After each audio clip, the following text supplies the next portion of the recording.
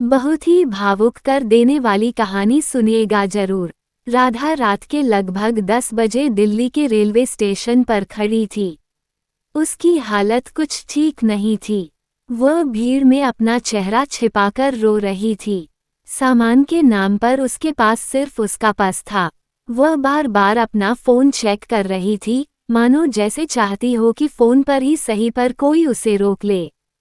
Phone तो नहीं आया, पर उसने जिस ट्रेन का टिकट कटाया था वह ट्रेन जरूर आके पहुंची, तो देखा कि पटरियों पर दौड़ती भागती रेल के अंदर की दुनिया गहरी नींद में थी। राधा को साइड वाला कोच मिला था, जिस पर वह इत्मीनान से बैठ गई। वो खिड़की से बाहर देखती हुई अपनी आंखों को आंसुओं से भीगा रही थी कि तभी ट्रेन किसी सुनसान जगह पर रुक गई। राधा को लगा कि ट्रेन को सिग्नल नहीं मिला होगा। कुछ देर बाद ट्रेन वापस चल पड़ी। राधा ट्रेन की गति से अपने विचारों को दौड़ा रही थी कि तभी राधा की हमउम्र महिला राधा के पास आई और बोली, आपके साथ वाली सीट मेरी है। राधा ने अपनी रुआंसी आंखों को छुपाते हुए अपने आप को समेटा। उस महिला ने अपना परिचय दिया, मेरा नाम मीरा शर्मा है और आपका। राधा इस संवाद को आगे नहीं बढ़ाना चाहती थी, पर शिष्टाचार निभाने के लिए उसने कहा, मेरा नाम राधा है, आप यहाँ कहाँ से चढ़ी? यहाँ स्टेशन तो नहीं था।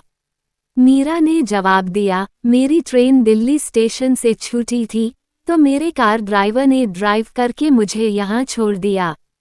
आप कहाँ जा रही हैं? राधा ना चाहते हुए भी अब इस संवाद का हिस्सा बन गई। उसने जवाब दिया, जी, मैं मथुरा अपने मायके जा रही हूँ, और आप? मीरा बोली, अरे अब तो ये ट्रेन मेरा घर है, मेरा आना जाना लगा रहता है। हाँ, पर जाना तो वैसे मुझे भी मथुरा ही था। अब दोनों काफी बातें करने लगी। औपचारिकता की सिलवट भी अब कुछ निकल सी गई थी। मीरा ने पूछा, बुरा मत मानना, पर तुम कुछ परेशान सी लग रही हो। चाहो तो हम बात कर सकते हैं। वैसे भी मथुरा आने में अभी समय है। राधा कुछ असहज हुई, पर वह मीरा से बात करना चाहती थी। अब क्या बताऊं, मैंने और सागर ने 2 साल पहले लव मैरिज की थी। 1 साल तक सब ठीक था, पर पिछले कुछ दिनों से सागर के लिए मेरे अलावा सब कुछ महत्वपूर्ण हो गया है। आए दिन झगड़े होते हैं, कभी नौकरी की वजह से, कभी मेरे माता पिता, तो कभी उसके पेरेंट्स की वजह से। शायद वह अब मुझसे प्यार नहीं करता, ना मुझे समय देता है और ना ही तवज्जो। इसलिए जा रही हूँ उसे हमेशा के लिए छोड़कर।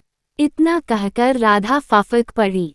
मीरा ने कहा, तुम्हारे आंसू बता रहे हैं कि तुम उससे बहुत प्यार करती हो।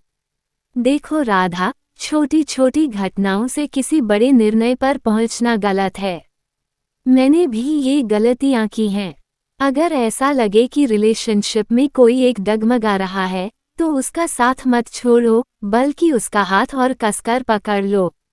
लंबी सांस भरते हुए मीरा ने आगे कहा, जिंदगी कभी दूसरा मौका नहीं देती, बिल्कुल किसी ट्रेन की तरह। अगर एक बार स्टेशन छूट गया, सो छूट गया। और अगर किसी से प्रेम है, तो कभी उससे कटु शब्द मत बोलो। क्या पता वह आपके साथ उसके आखिरी शब्द हों, वह जिंदगी भर एक कटु स्मृति बनकर रह जाएं। आप जिससे प्रेम करते हैं, वह आपके पास है, आपके साथ है, ये सबसे महत्वपूर्ण है। वापस जाओ और अपने प्रेम को अपनी बाहों में भर लो। कहीं ऐसा न हो कि समय निकल जाए और तुम चाहकर भी अपनी प्रेम के पास वापस ना लौट पाओ। राधा मीरा को सुनती जा रही थी।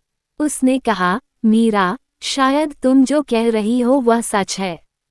मुझे सागर को ऐसे अचानक छोड़कर नहीं आना चाहिए था। पता नहीं गुस्सा दिमाग पर इतना हावी हुआ कि कुछ समझ नहीं आया। मैं कल माँ से मिलकर तुरंत वापस लौट जाऊंगी। राधा अब काफी हल्का महसूस कर रही थी। उसने आगे कहा, मीरा, मैं अपनी ट्रेन की दोस्ती को आगे बढ़ाना चाहती हूँ, क्या तुम मुझे अपना नंबर दोगी? मीरा ने राधा को अपना नंबर दिया, जो उसने एक कागज पर लिख लिया। रात की खामोशी में राधा को कब नींद लगी उसे पता ही नहीं चला। नींद टूटी तब मथुरा आ गया था। रात के 3 बजे थे।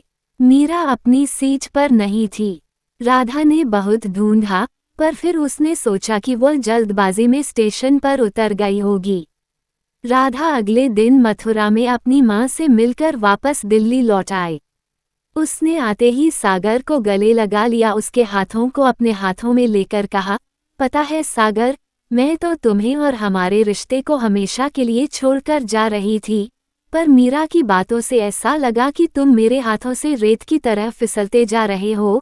फिर एक अजीब सी बेचैनी हुई कि शायद मैं तुमसे कभी नहीं मिल पाऊंगी। मैं किसी भी तरह तुम्हें देखना चाहती थी, तुम्हें गले लगाना चाहती थी, और अब तुम अकेले नहीं हो। जीवन के हर अंधेरे में मैं तुम्हारा साथ दूंगी। सागर ने राधा का माथा चूमा और कहा, मुझे तुम्हारी जरूरत है राधा। भला हो उस मीरा का जिसने तुम्हें मेरे पास वापस भेजा। पर वह कौन थी? अगर वह दिल्ली में रहती हैं, तो चलो उसके घर जाकर उसे धन्यवाद दे आएं। राधा ने कहा, हाँ, घर तो नहीं पता, पर उसने मुझे अपना नंबर जरूर दिया था। रुको, मैं अभी कॉल करती हूँ। राधा ने मीरा को फोन मिलाया।